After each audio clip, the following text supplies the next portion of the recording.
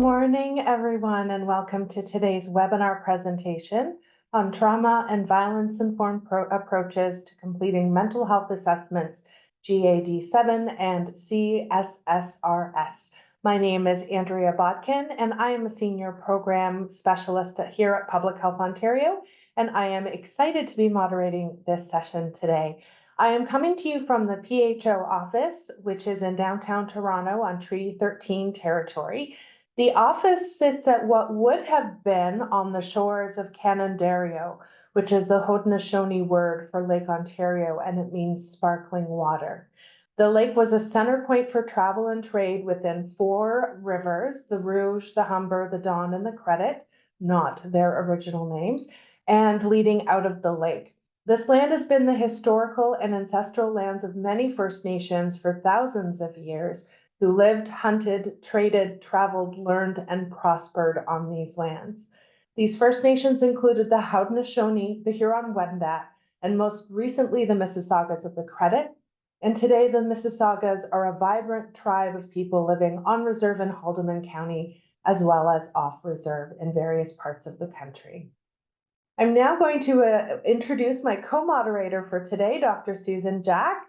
Dr. Jack is a professor at McMaster School of Nursing and is a leading voice in public health nursing. She develops and evaluates interventions to improve maternal, infant, and family health. And as head of the Public Health Nursing Practice Research and Education Program, PHN Prep, she advances research, practice, and education to drive meaningful change. Thank you, Dr. Jack. I'm looking forward to today's session. Good morning, everyone. Thank you, Andrea. And as always, thank you to Public Health Ontario for this partnership to offer these webinars to individuals working with pregnant people and new families. It is really such a pleasure to be here today. And over the last few months, the topics of our webinars have focused on perinatal mental health. And I'm really excited about today's webinar. Because I think in a lot of our professional practices, we are told what to do and when to do it.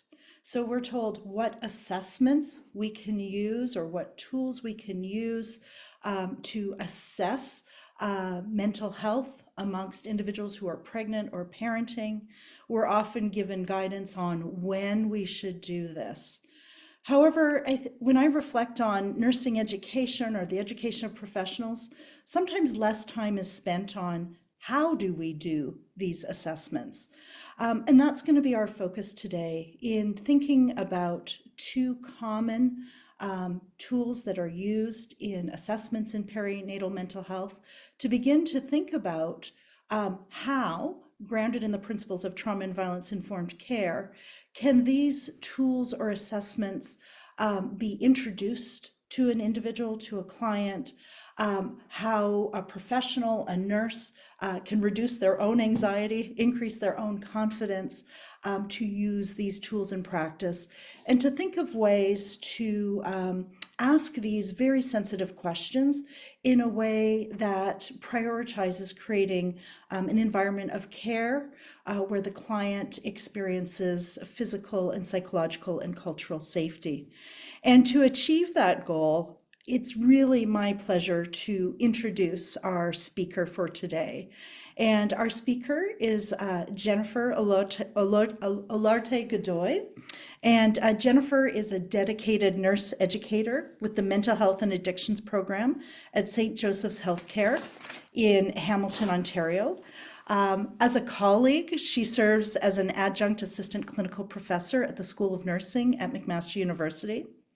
And Jennifer holds a master's degree in nursing from the University of Toronto with a specialization in addiction studies.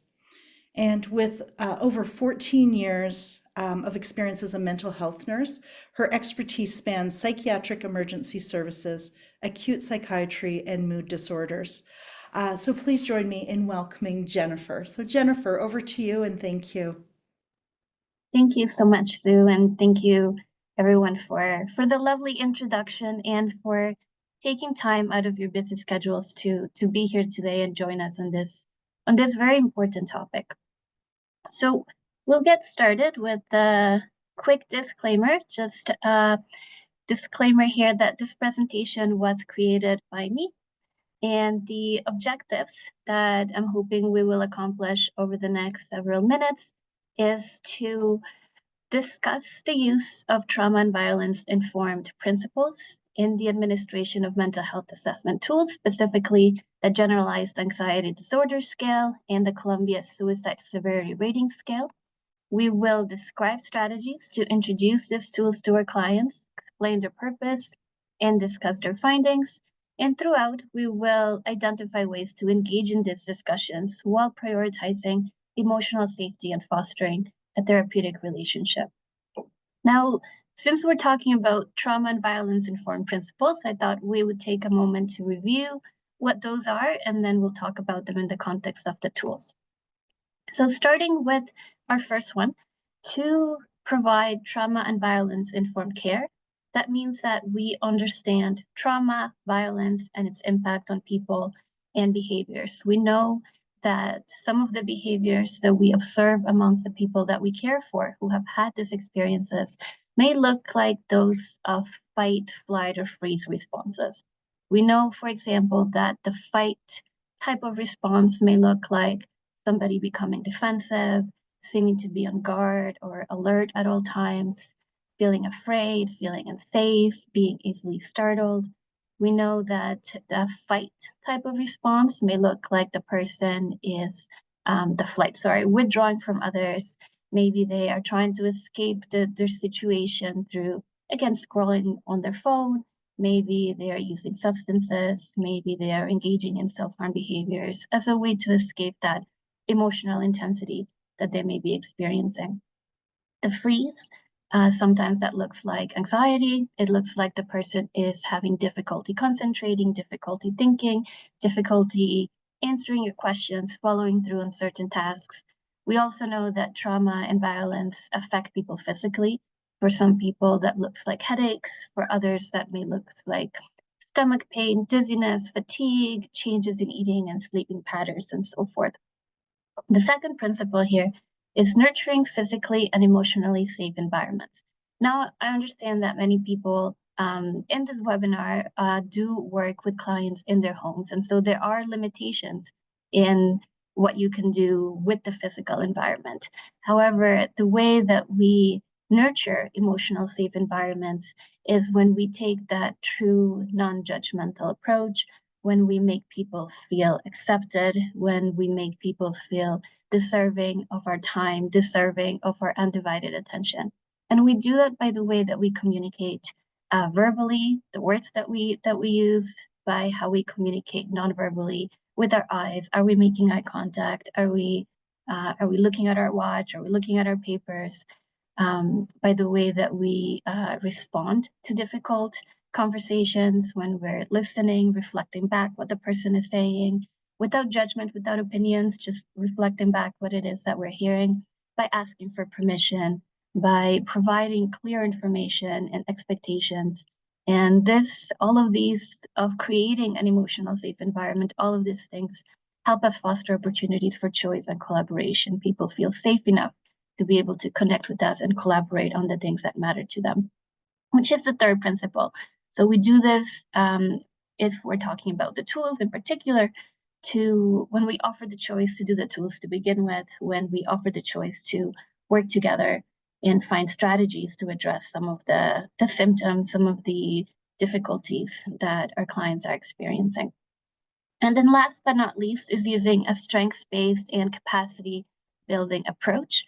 And it is my personal experience that engaging in these tools really give us an opportunity to do this. When we use some of these tools, we are identifying some symptoms of, in particular, anxiety, suicidality.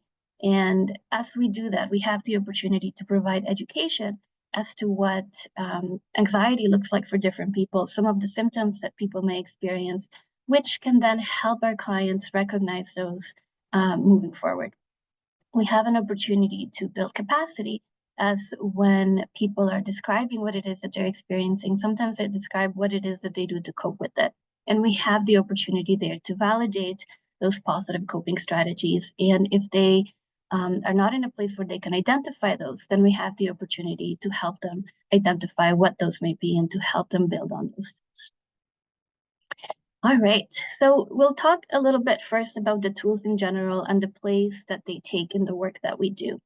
And one thing about the tools that's really helpful is that they provide us with an avenue for identifying mental health symptoms and finding ways to manage them. They help us and our clients recognize what are the symptoms of anxiety, for example, that they're experiencing.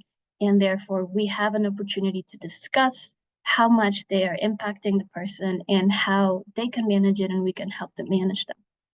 In addition to that, they allow us the opportunity to quantify data and evaluate outcomes. So if we are doing a GAD-7, for example, at one point in time, and we're identifying that there is some interventions that need to take place based on our assessment, we will then most likely do that assessment at a later time, and it will allow us to see if some of the symptoms that we identified are getting better, if the person is managing them better, if they're less severe, if they're impacting the person's life a little bit less, or if they have not changed, and therefore we need to find other ways to help them manage that.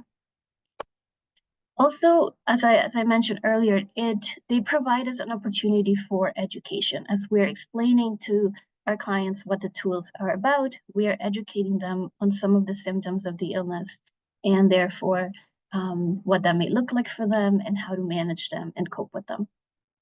And lastly, and I think most importantly, tools are just tools. And we are using them as a way to help us do this work of helping us and our clients find ways to manage the situations that they're struggling with, in particular when it comes to mental health for this specific tools, but they are just tools that we use to help us do the work. They're not the work, they're just tools. One way to kind of illustrate this in an analogy, let's say that my aunt, for example, is having difficulty. She's having difficulty accessing a level of her home. It is a high step, and she's had some mobility issues, and she's having a hard time making that because of those mobility issues. So we're very close, and I'm going to help her by helping build some stairs to help her get to that level in her house that she's struggling with without those specific stairs. I'm going to use some tools to help make that happen. Maybe I'm going to use a hammer. Maybe I've never done this before, so I'm going to find some manuals, maybe some YouTube videos to help me figure out how to build these steps and make that happen for her. Of course, I'm going to need her help. My aunt, she knows her mobility issues more than anybody else. She knows her home and the way that it's structured. So, she may say to me, for example, on the right hand, it would be good to have a railing on the right side because that is my strong arm where I'm going to, hold on to it while I am going up the steps. So when we think about this example, for example, in the work that we do with our patients and with our clients in managing mental health symptoms, we are using different tools to help build those steps. So this assessment tools may be one of those tools. The care plans that you have as well may be a different set of tools. The resources that you have may be other materials that you use to help our clients build these steps and to help them find ways to manage their situation independently, to help them manage that situation on their own and feel more skilled and better able to do this thing. So the tools and this assessment tools, they're just tools. Maybe they're a hammer, maybe they are instruction manuals, maybe they are some of the things that help us identify what it is that we need to do to support this person individually. And of course, we're going to work collaboratively, and it's one of the principles of trauma and violence-informed care that we're working together in building these steps and helping figure out what are those steps that this person needs to build in their environment to address the things that they're experiencing that are getting in the way of living a life that they want to live. So now, how do we incorporate trauma and violence-informed principles in the use of these tools? So we'll talk about the tools first, on their own, and then we'll talk about some ways to introduce the tools to clients while keeping these principles in mind, some ways to discuss the findings, and then after that, what happens if there is some kind of traumatic or stressful response while we do this work. So let's start with the GAD-7. Now, the Generalized Anxiety Disorder Scale is well used. It's been around for a long time. It's a valid and reliable tool for assessing symptoms of generalized anxiety disorder. This tool is worded really nicely in that the words are quite easy to comprehend. They're very clear. And they ask about the symptoms that the person is experiencing over the past 2 weeks. And these are the symptoms that they go through. Is the person feeling nervous, anxious, or on edge? Are they having difficulty not worrying or not able to stop or control their worrying? Are they worrying too much about different things? Are they having trouble relaxing? Are they feeling so restless that it is hard to sit still? Or are they becoming easily annoyed or irritable or feeling afraid as if something awful might happen? Now, I find helpful when we use this tool and talking about the last 2 weeks to really put it into context what those 2 weeks are. So say today is February 12th. I may say, let's think about since the beginning of the month or the end of January, how you've been feeling in regards to some of these things. It's a nicely worded tool, and it is there is some good evidence telling us that higher scores are associated with multiple domains of functional impairment. So this was a study that was done with about 2,700 adults, and this is what they found. They found also that there was good agreement between the self-report and the clinician assessment for this tool. So let's talk a little bit more about how to introduce this to clients. With the tool as well, of course, it gives us scores of low risk, moderate risk, and severe risk.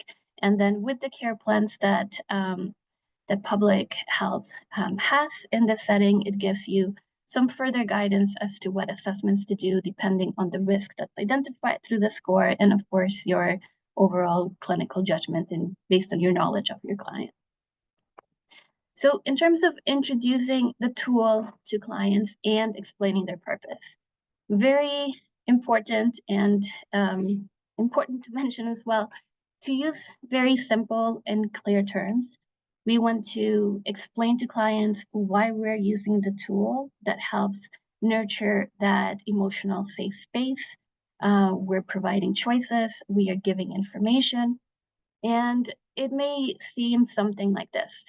This tool is a set of questions that help us better understand some of those worries that you've been having and ways in which we can support you. So of course, we want to connect some of what the client is telling us about their experience in terms as to why we are using this tool to help us better understand your symptoms and how we can best support them. To describe what the tool is about, you may say something as simple as it's about 7 questions that ask about how you've been feeling over the past 2 weeks. We want to clarify terms as needed, and this tool is very nicely worded. It's easy to understand for most people. The part that may need some clarification is when it asks about feeling on edge. Some people may not right away know what that means, especially people who have English as a second language. We may say something like, feeling on edge is when you're feeling as though things are like little things are bothering you. And we may kind of give some examples as to what that may look like. We want to, again, take the opportunity to educate and build on client strengths. So as we are doing this tool, as we're having this discussion, as we're asking patients these questions, we may say to them that anxiety looks like and feels different for different people. And the questions that we're asking are some of the different ways in which people experience it. And we want to know what does anxiety look like for them and which of these things have been more bothersome for them in the past. As clients are telling us what it is that they're experiencing, this is where it gets really important to honor that therapeutic relationship, honor what they're saying, and use the tool as just a tool. So if somebody is saying, for example, I'm really worried that when my baby falls asleep, I'm really worried that they're not going to wake up, right? That may be something, of course, very difficult for the person to experience. And what we don't want to do is then move on to the next question. We want to ensure that we are demonstrating that we are listening actively to what they're saying and we're responding to that. Before we move on to the next question, we may say something like, that sounds really difficult. And that is demonstrating that we are listening to what they're saying. Or that sounds really hard. So as we're doing this tool, introducing it, we want to use clear terms, explain to people why we're using this tool based on what their experiences are, what they're telling us, take the opportunity to build on strengths and really listen to what they're saying and making sure that that listening is more important than continuing on with the tool or the questions. As they are telling us some of the symptoms that they may be experiencing, they may also tell us some of the ways in which they're coping. And this is the part where we can then build on those strengths and acknowledge those strengths and the ways in which they are coping that have been helpful for them. Sometimes when we have these conversations, there may be stories that people share that are also difficult. And we want to make sure that we allow for silence, that we hear their story, that we give them our undivided attention, and that we don't feel that need and that rush to address the silence at every moment. Silence is okay, especially if somebody is experiencing severe anxiety or severe depression. People need that space and that time to process some of these questions, to think about what it is that we're asking them and to answer those questions. So we want to note our own discomfort with silence and make sure that it doesn't get in the way of the work that we do with our clients. In terms of discussing the findings, so it is important to note that the GAD-7, it's not a diagnostic tool. It is a valid and reliable tool for assessing symptoms of generalized anxiety disorder. However, a proper diagnosis of generalized anxiety disorder is usually done by a mental health professional, for the most part, a physician, who is likely also doing a medical history. They may also be doing a physical exam, and they're looking to see if the person's symptoms meet criteria for a generalized anxiety disorder as per the DSM. And the DSM is the Diagnostic and Statistical Manual of Mental Disorders that are used to identify symptoms and to diagnose psychiatric illnesses. The one thing to note too is that the criteria in the DSM for generalized anxiety disorder states that the person must meet certain symptoms for about 6 months, whereas the tool that we're using looks at the past 2 weeks. So we're assessing symptoms of anxiety to help us with our work, but it is not a diagnostic tool. It can be used to help with the diagnosis, but it is not a diagnostic tool on its own. We want to make sure that as the person is talking and at the end, we're summarizing some of the key issues of what it is that they're telling us. That helps make sure that we understand what it is that they're saying, that they can say, yes, you heard me correctly, or they have an opportunity to say, oh, and this and that we may have missed. And it also allows us to summarize some of those issues and then connect them with the next steps. So we may say something like, it's clear that the worries that you're experiencing are really impacting your life and getting in the way of you taking care of yourself. It seems like this is something that requires a little more support. And then with that, we may follow up with some choices or some interventions that we can work with the person in terms of putting in place to help manage some of those symptoms. So that may mean reaching out. We may do some of the interventions. We may do some skill building on breathing exercises or some ways to manage those worries, or depending on the severity and depending on our overall assessment, we may decide that this may be something where somebody else, another service, may be involved in helping support this person, and then we would collaboratively identify some of the options that we have. So we may say something like, with your permission, I'd like to see if we can reach out to your family doctor and let him or her know what it is that you're experiencing, and see if there's some support that can happen in that way.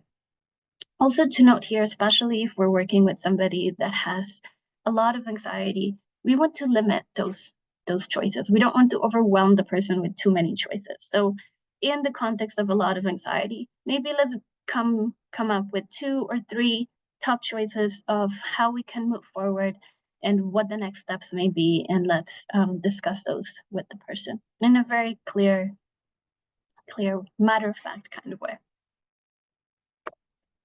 All right, now let's talk a little bit about the Columbia Suicide Severity Rating Scale.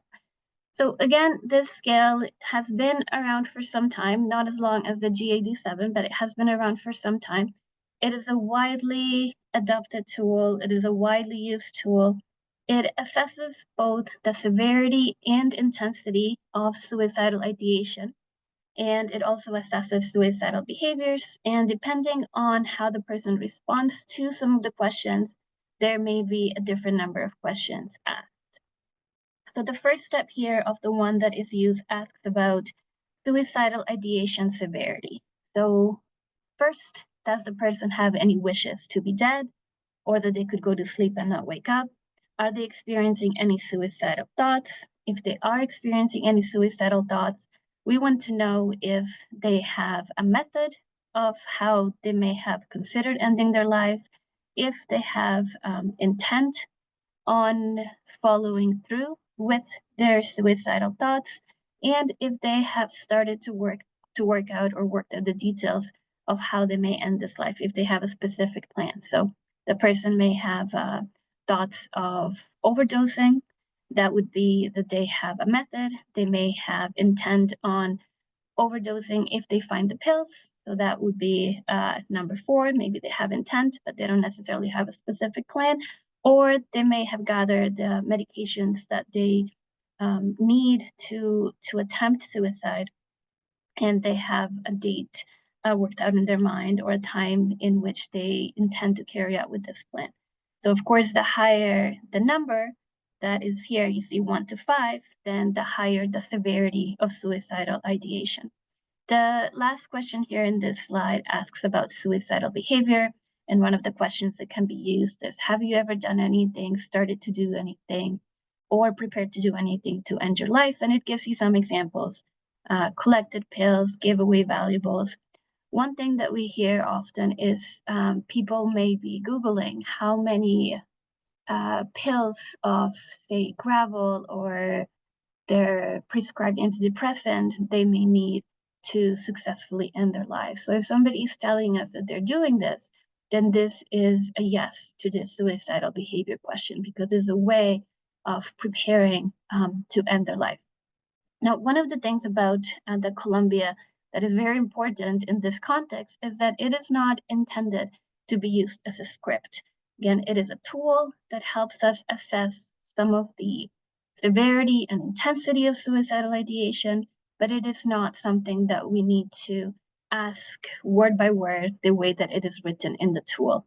One of the things that our patients sometimes find frustrating is when they are telling you a story, they're telling you, last week I had this, very intense thoughts of ending my life. I couldn't find a way out of my situation, and I thought about hanging myself.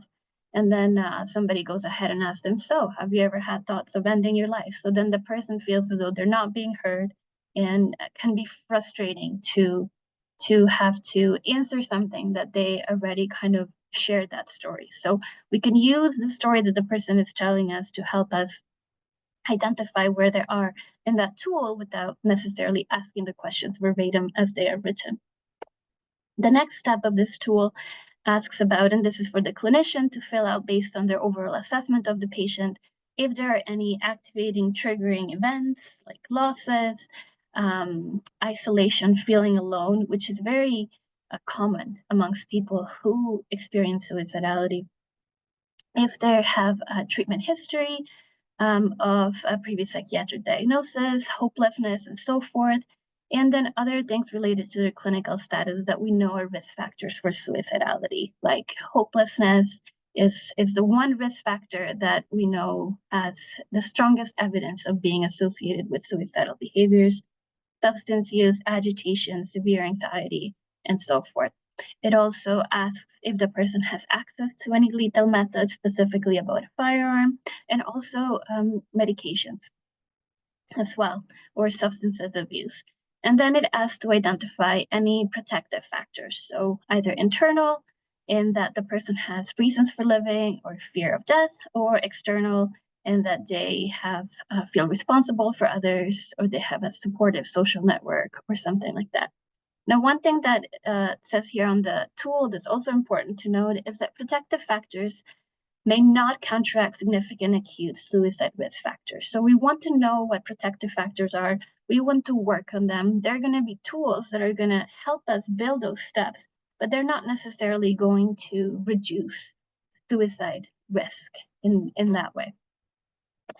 The last part here of the Columbia, the step 3, it's asking now about the intensity of that suicidal ideation. So if we go back to the previous one, it would say somebody has suicidal thoughts of overdosing. So they have a method, but they don't necessarily have intent or intent with the plan.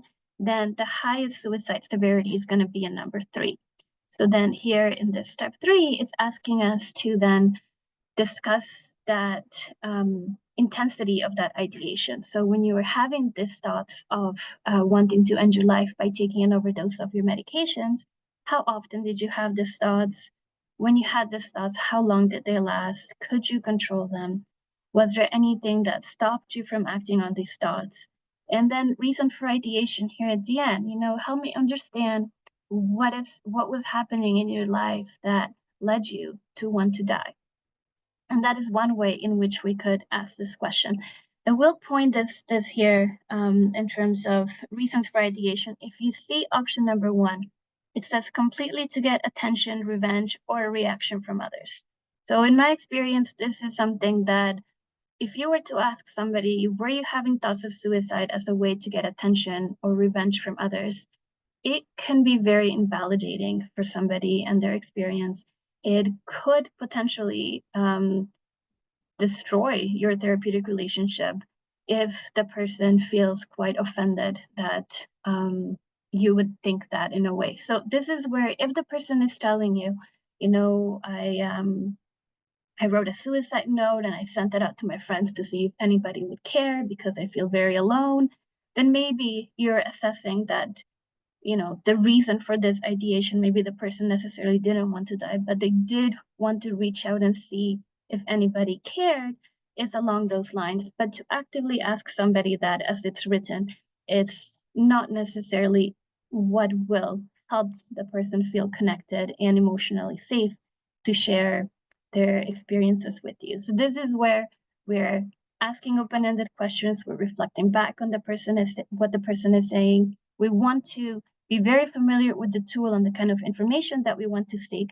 We're not using the tool as a script, and we are prioritizing our interaction with the client and what it is that they're telling us. In terms of low, moderate, or risk, so of course, as you complete the tool, you will get a score that can help then identify what further assessments need to be done and some potential intervention. Now, an important thing here to consider as well is that when it comes to suicide, suicide is a relatively rare event, and suicide intent can change rapidly, which makes it impossible to predict whether or not somebody will attempt suicide or not at any point in time. Suicide risk is not static, it is dynamic. So these tools are not necessarily aimed to help us predict who may die by suicide and who may not die by suicide. These tools help us assess the level of risk and then how we can intervene in a more informed way. And as we discussed before, it opens up an opportunity for this conversation and this discussion that in and of itself can be really helpful and healing for our clients who are experiencing suicidal thoughts and or extreme anxiety. Now, in terms of introducing the tool and explaining its purpose, of course, as before, we want to provide very, very simple, describe it in very clear terms. We want to explain why we are using the tool based on what the person is telling us. So we may say something like, you mentioned that you think your baby would be better off without you. With your permission, I want to ask you a few more questions about this. We ask these questions to get a better sense as to how some of these thoughts have been impacting you and what we can do to support you.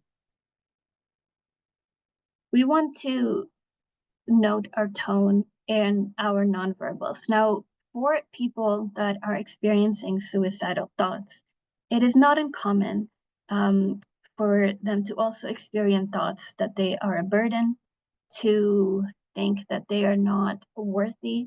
This sense of worthlessness is something that we see a lot. And if somebody is feeling a sense of worthlessness, then they don't want to take up your time. They may not think that they are worth your time, they're worth your attention. So we want to make sure that with our tone and our nonverbals, we are really demonstrating that they are worth our attention, they are worth our time in that moment, and that for that moment, we are giving them our undivided attention, that we want to know about their experiences, that it is important to talk about them, and that we're here to support them and we're here to help them. If we give a sense that it's judgmental, that, you know, how can this person think about ending their life when they have a brand new baby, then those nonverbals that can be received by this person who is in this vulnerable state and more attuned to the sense of rejection than they would otherwise. We want to, of course, note our verbals. And when we're providing reflective statements, something I hear a lot is if somebody was experiencing suicidal thoughts before, and now let's say that they're not, and we ask them about this, then sometimes I hear the nurse say, oh, well, that's good that you're not having these thoughts anymore. And even though that is with good intention, and, of course it's good that they're not experiencing these thoughts, what that does inadvertently is it places a value that experiencing suicidal thoughts is not good and not experiencing them is good. And of course, we're human beings. We have a need to be liked, especially people who are feeling quite vulnerable and who may be quite depressed. And they maybe next time they're experiencing suicidal thoughts, they don't want to tell the nurse about that because it is not good to experience suicidal thoughts. So even though it's a small thing, we want to do reflective statements in a way that is neutral as much as possible. So we may say something like, okay, it seems as though the things that you're doing are working and are helping you, and you're not experiencing these thoughts as often. That may be a better reflection than saying, oh, that's good to hear. We want to, of course, in these situations, also allow for silence. We may hear difficult stories, and we want to make sure that we are allowing for that silence for the person to process, and we're not, like the one before, moving on to the next question for the sake of completing our paperwork, completing our tool. We want to, of course, reflect, validate, and support. Reflect back what the person is saying. It sounds like you're having these thoughts and they're really bothering you, they're really worrying you. Let's talk a little bit more about that and what we can do. Or even things like, that sounds really hard. Sometimes people, these conversations can get really heavy and difficult, and people don't know what to say. And what I always say to new nurses is just say, that sounds really hard. I don't even know what to say. Thank you for sharing that with me. That can help foster that environmental safe space more than us, for example, feeling uncomfortable and trying to fix it or find a way to address the issue right away without taking the time to reflect and validate. In terms of discussing the findings, so again, we want to thank people for sharing that information with us. We want to summarize key issues and identify next steps. So we may say something like, I'm hearing that these thoughts have been on the back of your mind and they're worrying you. I'm hoping we can work together on coming up with a plan as to what to do when these thoughts come back. And this may lead into doing a safety plan with that person. Or if it's something that is quite high risk, the person has a plan, they have some intent, maybe they have the means, then we may need to address it in a different way. We may say something like, it sounds as though these thoughts are really persistent and very much impacting you. We want to work with you. We're working collaboratively to help you stay safe. And because of that, I would like to reach out to, maybe it's emergency services, maybe it's, if the person was here in Hamilton where I'm at, we would say Coast, or maybe it is a family member. And then we want to provide choices as able, understanding that in high-risk situations, the choices may be more limited.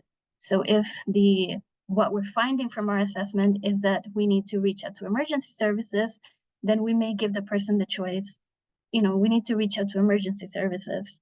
We want to do what we can to help you stay safe. Would you like to make that phone call? Would you like me to make that phone call? So in this way, even though our choices are limited, we're finding a way to give choices as much as we can. Or is there anybody from your family that you'd like me to reach out at this time? All right. Now, what if there is a traumatic, stressful response? Now, in my experience, most people with a mental illness welcome opportunities to talk about some of the symptoms that they're experiencing. Talking about them in and of itself can be helpful. And people often find relief in talking about their suicidal thoughts and having an opportunity to do that, or talking about how anxiety is impacting them. So I would say that a traumatic or stressful response when doing these tools and engaging in these conversations is unlikely for the most part. If it was to happen, one way to think of it is that it may be fight or flight or freeze response. So what we want to do in these situations is stop what we're doing, listen, acknowledge, and validate. Say the person may have a fight response, may become distressed, maybe they're pacing, maybe they're clenching their fists as we're asking these questions. So we're going to stop and we're going to say, hey, I'm noticing that you're moving a lot. Do you want to talk about that? Are you okay? Tell me what's happening, right? Of course, we want to give people the option to not do this. And in most situations, we can do that. If you don't want to do this, that's okay. If the person tells you, when you were asking me about my thoughts of suicide, it reminded me of the one time that I did try to suicide, and it was a really difficult time for me. And, I don't want to talk about that. We may say something like, I can see why that was stressful, and we don't have to continue on that conversation. If you don't want to, that's okay. We want to make sure that we're not defending. Sometimes when we are doing something that we are, that we're asked to do by our organization, like, doing some of the tools and so forth, I find people, and it's not going well for whatever reason. Sometimes people may say things like, oh, we do this because it's part of our protocol and procedures, not because we want to upset you, or things like that. And when we do that, what it does is it really places the power on the clinicians and the organization as opposed to the person. And people who have a history of trauma and violence and a mental illness, for the most part, there is this sense of powerlessness given their experiences. And when we do that, then what we are inadvertently doing is we're exacerbating that sense of powerlessness. So we want to make sure that we're always on the client's team, right? And that there's no need to defend our actions. I can see why that was stressful. We don't have to do this. That's okay. It is not the time to articulate what it is that we decided to do, what we decided to do. And then, if possible, we want to take an opportunity to build skills. So say somebody may be breathing really fast, maybe they're having a panic attack or something like that. We're going to stop, we're going to acknowledge, maybe we're going to say, hey, what do you need? What can I help you? What can I help with? And then maybe we're going to take some deep breaths and ask them to join us when they're ready. And then after the heightened moment has passed, then we can take an opportunity to debrief. Hey, I noticed that you were having trouble catching your breath. Tell me a little bit more about that. Has that happened before? If so, what do you do when that happens? And then we have that opportunity to acknowledge their strengths, acknowledge the coping skills that they're using. And if they don't have coping skills, then we can take that opportunity to build skills. Hey, there's some exercises that I know can be helpful in those situations. Are you open to giving them a try? The last part here, I realize I'm running out of time, is related to therapeutic relationships and emotional safety. So I'll quote one of the nursing theorists that we relate to quite a bit when it comes to mental health nursing, and this is Dr. Hildegard Paplau. And she developed the theory of interpersonal relationships, which is based on the premise that during times of stress and disorganization, humans have needs of connectedness, which is the case, of course, when somebody is suicidal or experiencing extreme anxiety. And nursing is an interpersonal process involving the interaction between two or more individuals with a common goal. So our common goal here is to work with our clients in building those steps so that they're able to reach that level of managing their mental health and their life situation. And we want to connect in order to help them manage that stress and reach a higher level of organization that they are in that moment. And that really is the premise for mental health nursing, according to this theory. And we do that by creating the conditions that allow a person to feel valued, that allow a person to share their story. And we do this by listening actively, by demonstrating this with our responses, our reflective statements that we're hearing what they're saying, by giving them that undivided attention and making sure that we are prioritizing the person and their story and what they're sharing more than we're prioritizing any tool or paperwork that we have to do. Their tools, their avenues, but it is that connectedness between two people and helping that person, ensuring we are doing what we need to do to help that person feel valued and seen. That takes priority in the work that we do when it comes to supporting people's mental health. This is something that we can share with family members as well, if the opportunity arises, right? Sometimes when family members go into fix-it mode, then the client feels, without listening, without acknowledging, without validating, then the person feels invalidated, as though their concerns are not a priority, their concerns are not valid because they're easily fixed by somebody else, and then it exacerbates those feelings of feeling alone. So this is something we can share with family members as well. Sometimes it's okay to just listen and to nod and to say, I hear what you're saying, this is hard. And in conclusion, some do's and don'ts. Do give the person time and choices as much as we can. Do normalize their experiences. Statements like, you've been through a lot of changes. You've been through a lot of things over the past several weeks. That's really hard. It's understandable why you're having a hard time managing what's happening right now. That can go a long way in, again, helping that person feel validated and fostering that therapeutic relationship and that emotional safe space. We want to listen actively, use reflective and validating statements throughout our interactions with our clients. And we don't want to prioritize the tool or the paperwork. Again, it's just a tool. We're using the tool to help us build those steps. We don't want to use judgment-laden language. Again, if you're finding yourself saying, oh, that's good that you did the exercise, try to restate that into stating what it is that's good. Hey, you put in an effort and you're working on your recovery, and I can see that you're trying and that you're doing your best, right? That can go a long way, more than, oh, that's good that you did that. And don't defend. Again, we want to make sure that we are always on the side of the person and not defending why it is that we are using this tool or making that phone call. We want to validate, acknowledge, and support.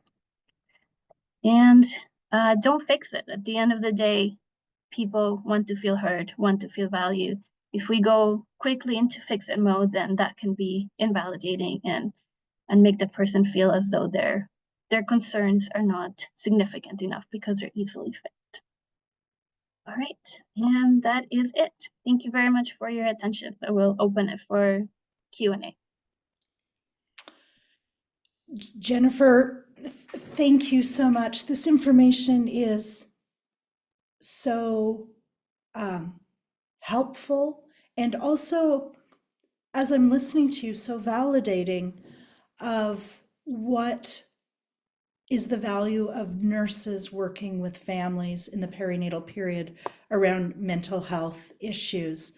And in your closing remarks, I just thought, this is such a good reminder, like thinking of your first comments, that tools are just tools, but the work happens within the context of that therapeutic relationship, and how important it is for clinicians and particularly nurses to recognize how powerful an intervention listening and validation is, and how powerful it is that if we're sometimes stuck, the power of asking open-ended questions just to deepen understanding, and that is not just listening, but that is a powerful intervention. So thank you for reminding all of us of that. And I can tell that what you have shared has sparked great interest and a lot of questions with everyone who's attending today. And we will not get through all the questions, but I have asked Public Health Ontario to send me all the questions that have been asked, and we will find a way maybe to do a Q&A in one of our monthly newsletters. But I am going to pick a few questions for you to ask. And the first question is, public health nurses in home visiting programs are working with mothers and individuals in the postpartum period. And there's some natural or normal experiences in the postpartum period of feeling tired, of feeling overwhelmed. And so the question is, I would love some tips around using the GAD-7 and the PHQ-9 with postpartum mothers. I try not to add interpretation to the questions, but I find that a lot of mothers seem confused when we ask them questions like, are you feeling tired or have no energy? Or on the PHQ-9, do you have trouble staying asleep? They don't seem to know how to answer those questions. And I think the last part of the question is within that context of the postpartum period, where you're navigating care for an infant. Any ideas? Yeah, I mean, I would just acknowledge that, that yes, some of these questions, seem unusual given that some of the experiences that you're having by just the virtue of having a new baby could get in the way of your sleep. I would just be very honest with the person that, yeah, this is unusual. I would ask the questions anyways as they are written, and for the PHQ and the GAD-7, right? The Columbia is a little bit different. It's not intended to be a script. The other ones are asking some of those specific questions. Just ask the questions as they are written, and if the person is confused, I would just acknowledge that yes, that makes sense that you're having difficulty sleeping and so forth, and go through with that. The ones that the Edinburgh, so that one is specific for new moms, so that one kind of takes those things into account. But I don't know if that helps, but I would just be very honest and open that yes, that's understandable, and continue on with the tool as is. Of course, we don't want to make something a symptom of depression that is just a normal adjustment response to that big change in your life. And that is where the tools are going to give us a sense of some of the things that the person is struggling with and how it's impacting their life. But we wouldn't necessarily say that somebody's having difficulty sleeping, then they're at a higher risk. They're not diagnostic tools. So we're using them to get a sense of some of the things that the person is struggling with and helping them manage those things in the context of their real life experience. And some of the things may not be as manageable as other things. Sleep is going to be disrupted no matter how healthy you are in that moment.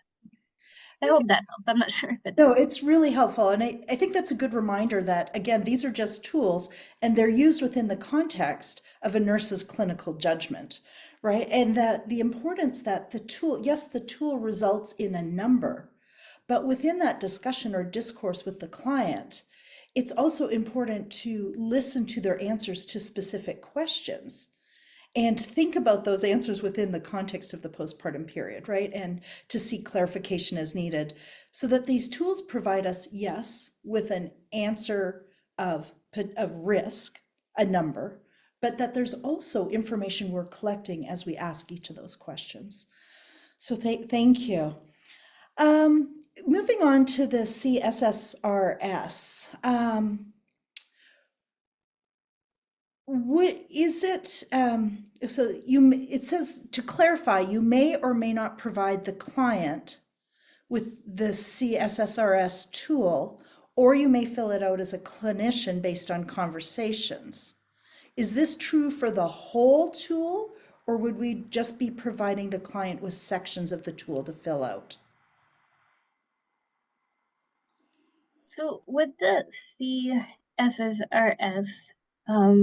it's not it's a tool where information about the severity of suicidal ideation and intensity is captured to help us understand the level of risk. So in terms of how to do it with a person, in the context where I work, we would never give it to a client to fill it out themselves. It is something that we feel requires a clinician to be there to support them through it. And especially if they are experiencing those thoughts, we want to ask more questions. We want to know about the means. So in my experience, it's not something that we would give to a client to fill out themselves, but we may engage the client in a conversation that helps us gather the information that the tools request. I would find if somebody is depressed and they're having suicidal thoughts, I would say that it could be triggering to be left with a tool on their own to fill out that's asking about potential, like what are some of the reasons. This is something that is best discussed with another person in that context of that therapeutic relationship. So I guess I wouldn't recommend that it's given to the client on its own. I would recommend that it's driven by the clinician and that it is driven by a collaborative discussion as opposed to a questionnaire. And then if there's things after that discussion that are missed, then we can always go back and say, hey, you mentioned that, these thoughts were really intense and you couldn't stop thinking about them. Can you tell me a little bit more about that? Was that in a day that you were having them, like all day throughout the day? Or is it like 3 out of, a whole week, 3 days out of 1 week where you were having these thoughts more than others? So I don't know if that helps, but in terms of the way that it is done, I would highly recommend that the clinician takes the lead in asking open-ended questions and then filling out the specifics if needed at the end. That makes sense. It does, thank you. And just for our last question, and again, we will collect all the questions and find a way to provide some answers out to health units. But for the last question, I'll stick with a question related to the C-SSRS. Can you provide any guidance for public health units or for clinicians or public health nurses on when and how to determine if they should just use the screen version, questions 1 to 6 of the C-SSRS in home visiting, compared to when they should be using the full screen that assesses the suicidal behavior in depth when they do have a client that has presented with suicidal ideation? Yeah, now this may be related to, there may be different policies and procedures with each organization that may guide this. So I'll just Yes. speak based on my experience, but refer to your policies and procedures. I would say that the screener and the behavior, like the first screen where it asks about the severity and then the behavior, is always good to ask. Is just a few questions to get a sense as to where the person's thoughts are at and if they've engaged in any kind of behavior. I think if it's something that is ongoing, say this person has chronic thoughts of suicide, then we may want to explore a little bit further how intense those are moving forward and how they are progressing. So I would say for somebody that has chronic thoughts of suicide, it makes sense to explore the intensity of those thoughts further and how they're progressing over time. But I would say for the most part, the screener and the behaviors will give us a good sense as to where they're at right now and then how to intervene moving forward. So yeah, I would say for somebody with more chronic suicidality, it would be helpful to do that full, how intense are these thoughts and how are they changing over time? Okay, great. Thank you. That's very helpful, as well as your reminder that different organizations will have different policies and procedures for individuals to refer to. And if organizations are developing them, what you've just shared is helpful guidance for them to reflect on. So that is all of our time today, and we will find other ways to answer all of the rest of the questions. But Jennifer, I would just really like to thank you for sharing your time and your expertise today to really supporting all of us to think about how to ask the questions on these tools in a way that hopefully prioritizes the emotional and psychological safety of individuals. This has been very valuable, and thank you so much. And as a reminder to everyone else, our next webinar will be on March 5th with a focus on sleep, which is another important aspect when we're considering mental health in the perinatal period. And just as a reminder, everyone can expect to receive a short brief evaluation after the webinar. And we'd ask you if you could complete that. That really helps inform future topics for this webinar series. So thank you, Jennifer, and thank you to everyone for joining us today. Take care. Goodbye. Thank you.